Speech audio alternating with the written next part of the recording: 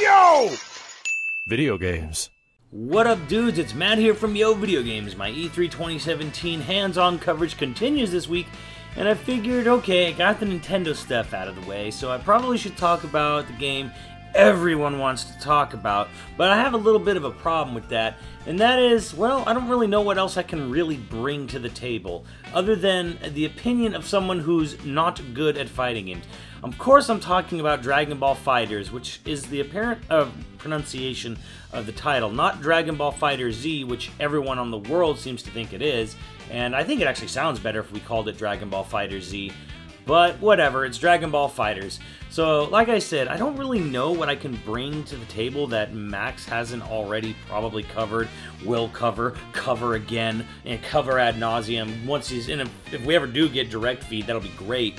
But yeah, what I can say is this is probably the best way I can approach this title is that I played it on the last day of the show, and it was the game I played immediately following a play session with Dissidia NT.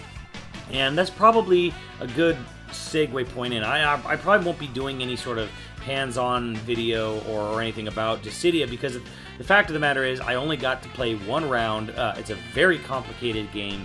It is not a button masher, really. It's not, and I'm talking about Dissidia here, it's not a game where you can literally just jump in and do stuff. I mean, you can, but you won't really know what you're doing. And again, the match lasted about 30 to 45 seconds. We died immediately, and it was over. And all I really got from Dissidia was one, annoyance that we only got one round, and two, complete and utter confusion and frustration. It was not a pick-up-and-play game. It was not a game that was easy or fun for newcomers. It was not a traditional fighter in any sense of the word. And then going after that, we played Dragonball FighterZ, and yeah, I got the same amount of prep time for each title. Before we played Dissidia, Max tried to tell me as much as he could about the basic controls and gist of the game before we played our one round. And then we went into Dragon Ball, and I'm like, if I only got one round, I could still have the same opinion of Dragon Ball FighterZ, and that is, it was awesome and a lot of fun, and more importantly, it was easy to pick up and play. Now, what's funny about this is that when we actually did a stream at the end of the first day of E3, people were kind of like, not panicking, but being very uneasy about the fact that, oh, the game was easy to play, it was easy to do combos, and that seemed to upset some people, which I find incredibly weird and kind of stupid. A good game, a good fighting game, should be easy to learn and hard to master. Doing the basic movements and combos, not even combos, but yes, combos, for the sake of Dragon Ball FighterZ, should be an easy to grasp mechanic. What should really happen is that the skill should come in learning how to master it later on. Now here's the thing, I played Dragon Ball FighterZ a lot more. I played with people who were like me, or even less in tune with fighting games than me, and I played with big-ass pros that were there. You know, L.I. Joe was there, obviously Max was there, and there were a bunch of other FGC people who came in. And let me tell you something, when it came to a pro who knew what they were doing at Dragon Ball FighterZ, they wrecked my shit. Yes, I could pull off 25% combos pretty easily from my first time playing the game. You know, obviously Max told me what to do, how to do it, but the thing was, it worked. I was able to, okay, light, medium, heavy, chaser, light, medium, heavy again, or on the second time do light, medium, heavy, chaser, light, medium, super. It worked. It worked very beautifully. So how it boiled down to, in case you didn't know, is that we were all playing on Xbox One controllers, and light was X, Y was medium, B was heavy, and then A was projectile, and then R trigger was dash, which is, it follows towards the character. I don't know what button combination it's auto-mapped to, but basically all you had to do was press X, Y, B, press the right trigger, the character would follow towards your opponent, press X, Y, B again, or you do X, Y, B, press the right trigger, X, Y, do a Hadouken motion with right bumper, do a super move. Super move, I think, were light and medium together. So all I can really say on that front is what impressed me most about Dragon Ball FighterZ, beyond the visuals, which of course the visuals are good. I actually would say they're a little bit better than the Guilty Gear Xrd game, but which makes sense because it's newer. It's on Unreal 4 instead of Unreal 3. But, you know, what impressed me most about the game was that I understood it. I was able to just, okay, here's how the basic combo works, and go. And then, of course, the assists were on the left bumper, left trigger. I didn't use them too much. I kind of tried to a little bit, but, again, I'm not a Marvel player, so I'm not really in tune with when is the best time to throw out an assist. How do you, like, lock down an opponent, you know, bring that pressure with the assist going. So I'm not a pro player. I've never been a pro player, especially at the Versus series. That has always been a series of fighting games that have completely defied my understanding. I've never been good at it. I bought Marvel vs. Capcom 2 a long time ago, and the Dreamcast was still a new system, and I kind of tried to learn it, but I just couldn't get it. Now, it's funny because they always talk about, not dialogue combos, but as I would sometimes say, playing the keys, like on a piano, where, you know, the light, medium, heavy, or however you will in the Marvel games, and it never fucking seemed to gel with me. Like, no matter how much I was told it, like, I never really understood the basic, you know, auto combos that Marvel seems to be able to work with. Now, with this game, it did work. It did feel good. That's something that it's hard to describe, and it's hard to show without direct feed, but the feeling of pressing the buttons in combination, which makes sense, light, medium, heavy, felt really good. I didn't feel like I was dropping just the most basic button mashy combo like I do in Marvel. I felt like I was connecting and doing what I was supposed to be doing. And again, if you're a person who says, like, oh, I don't like the idea that the skill ceiling is so low on Marvel, well, one, I feel that's kind of an asshole-ish way to be. But two, again, if a person who knew what they were doing and played the game, even for, you know, 10 more rounds than I had, who was a pro player, they wrecked you. You know, I got my ass handed to me. But the thing was, it wasn't a fighting game where it's like, wow, I didn't learn anything. It felt like, okay, I got my ass handed to me, but I could see why that happened, because I just didn't know what to do. I didn't know when to block, and again, to go into blocks a bit, if you press back in projectile, which is A on the Xbox controller, again, there is a dedicated projectile button, which, you know, you just throw out little basic fireballs if you stand still and just mash A. It's not very good, obviously. It's a little slower. You're going to see it coming, obviously. But if you press back in A, he does like they do these, like, this hand swipe, like get off me motion, and that actually works apparently as an advancing guard. But it works well. There's also other defensive mechanics where if you press medium and heavy, I believe, with a motion, you can do the teleport, like the Dragonball style, where they disappear and reappear behind someone, and that was really fun. So the thing that was nice about Dragon Ball FighterZ is that it had lots of mechanics to beat people up, and it had lots of mechanics, at least two really good ones, to defense and basically get out stuff. You could do the get off me, kind of parry, push, block, advance guard with back and A. You could do the teleport. There was also not quite a burst limit, but there's a little symbol, a little lightning bolt thing under your life and meter bar.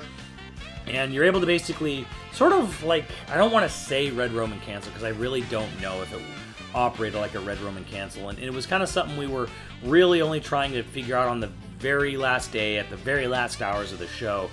But it seems like there definitely is some sort of burst mechanic to basically, if you're just getting too walloped, you can stop someone from getting into too nasty of a combo for you. But yeah, I mean, there was only 6 characters, and I mostly stuck to the Saiyans at first, and then I branched out a little bit and started using Cell and Frieza, and I actually liked them. I did pretty well with Frieza, actually. I was able to execute either a level 3 or a level 5 and clutch win a match against Kenny at the very end, and it was a lot of fun. I mean, I really like, again, the animations are ridiculous. Not only just the general transition animations between, you know, one fighter dying and another one coming in, but like if you do like a level 3 or a level 5 and you blow up Namek, or you cause like a whole building to like fucking shatter, you cause this huge giant city-sized Kamehameha, it'll blast through the city or off the planet, and it all looks really fucking good. It's definitely a game that I'm glad the mainstream media kind of picked up on, because that's the thing about E3, and this is something I can talk a little bit more in depth about, or I feel bring a little too more to the table, and that is, you never see the kind of media attention and praise that Dragon Ball FighterZ was getting. I think a lot of that had to do with the visuals, but I would like to pretend that some of that had to do with the pick up and play mechanic of it, that it was a game that was easy to understand and easy to grasp how to play the game. Even if you're not good at it, you can at least feel like you're doing something right, where when you played Dissidia, you played for 30 seconds, you died, you don't even know what the fuck happened, you just saw a bunch of magical bullshit fly across the screen and your character's suddenly dead. So I would like to pretend that it wasn't just the fucking fancy visuals, and don't get me wrong, the visuals are fucking phenomenal, but I would like to imagine that they are celebrating the fact that this is a game where it feels like you can do decent at, even if you don't, by just picking up and playing it from its mechanics. And I had a lot of friends who, very laxed gamers, gamers who, you know, they just play the casual shit, or they used to play fighting games but they hadn't in years, and they were all very happy with Dragon Ball FighterZ. When they played it, they all felt really good. They all wanted to buy it. People who never even really gotten into fighters wanted to actually say, I want to buy this game, I want to play it. It's basically the people's champ of fighting games right now, and I think it's deservedly so, because it takes the versus 3-on-3 mechanic, but it doesn't feel too foreign when you play a couple rounds. It actually feels manageable, and for a casual or a very, you know, a shitty fighting game player like myself, I feel that's important. And again, I come from the mindset that fighting games should be easy to learn, but they should be hard to master. And I feel even KI, I feel, was that way. A lot of people have argued with me that Killer Instinct is not easy to learn. It is obviously not easy to master, but I don't know. I feel if you just have someone explain it to you for a good 5 minutes or whatever, and explain how combos work in breakers and doubles and all that stuff, I feel most people can generally grasp how KI is supposed to work. If you just need someone to teach you properly, and it doesn't really take that long. And again, this is where I come from. I feel KI was a game where the mechanics weren't very hard to learn, but they were very, very hard to master. And I feel Dragon Ball FighterZ is in that same vein. It's not daunting. Like when me and Max played, Max and I, for you grammar people, played Blaze Blue one night, we didn't really feel it. I feel like Blaze Blue was so different that I didn't really grasp the mechanics even after playing it all night long. Dragon Ball, I feel like I grasped the mechanics in one round, but you know, not really. It really took a few rounds before I really started to get all that the game has to offer. But I feel that this game is probably one of the more accessible Arc System games, and I'm not saying that the game is cheap. I'm not saying that the game is dumbed down. I'm not saying that at all. I'm saying that they found a way to make it work for casual players. But again, if you're good at fighting games, you're good at Arc System games, you're good at versus games, you are going to learn quicker, and you're going to beat the shit out of people faster. But at the same time, it's definitely a game that's going to have something, hopefully, for everyone.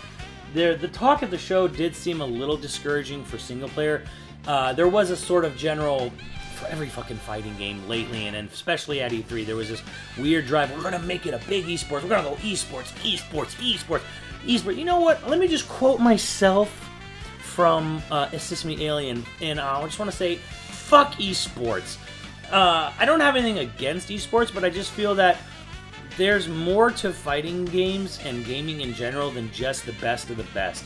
Yeah, it's a lot of fun to watch pros play at tournament level, but I feel games should be fun to play at a casual and intermediate level as well. And I don't think it's good to forget those people. And again, I think sales speak for themselves. Even if they're not the most watched or most popular amongst fighting gamers in general, NetherRealm games sell way the fuck more than any other fighting games on the market right now. And they do that because they have a huge casual appeal. NetherRealm did it by having a huge cinematic story mode. And I think that was a great addition to the fighting game genre. And I'm not saying Dragon Ball necessarily should have a huge cinematic single player, because I think the idea of Dragon Ball FighterZ is to have dream matchups, dream teams. And if you do that with a giant cinematic story mode, you obviously won't get that. So I don't think a giant cinematic story mode is necessarily in the cards for Dragon Ball FighterZ. Maybe they'll do something like Guilty Gear, where it's a totally non-interactive giant movie with using the in-game assets. But there definitely needs to be something. I hope the whole game is literally not... I don't want it to be Street Fighter V, let me put it that way, where there's like this really basic, not even an arcade mode, versus mode, and then there's online, and then of course local, and there's really nothing else. That would be the worst thing for Dragon Ball FighterZ, is that if they got so focused on being the big tournament scene game that they completely abandoned everything for casual and intermediate play, and I think that would be a giant mistake. And really all you have to do is look at Guilty Gear Xrd and all the iterations of that, and it has a ton of content. Lots and lots of good content, good single player, good casual player, good pro player stuff. I can't stress enough how fucking wonderful of a game Guilty Gear Xrd and Rev 1, Rev 2 is, and really, if you're interested in Dragon Ball, I think you should just check out one of the Guilty Gear Xrd games. Even if they don't necessarily play it exactly alike, you should still check it out, because goddamn, are those good games with lots of content that are worth your time, worth your money, and I think it deserves a lot more sales than it's gotten for Guilty Gear Xrd. So, yeah, check it out. Was Dragon Ball FighterZ, of the fighting games of the show, Dragon Ball FighterZ is by far and away the best game at the show. It looked the best, of course, but, you know, Dissidia did look really nice, too, in a different way, but... yeah, I was more impressed with the shit they were doing in Dragon Ball FighterZ. It played the best, it looked the best, it's the one I'm most excited for, and I'm not even really much of a Dragon Ball fan, but this is by far the people's champ of E3 2017, and hopefully I brought something new to the table. I probably didn't, but, you know, hey, that's just the thoughts of a guy who casually loves fighting games, but is not any good at them. So let me know what you guys think, and I'll see you on the channel. Later, dudes!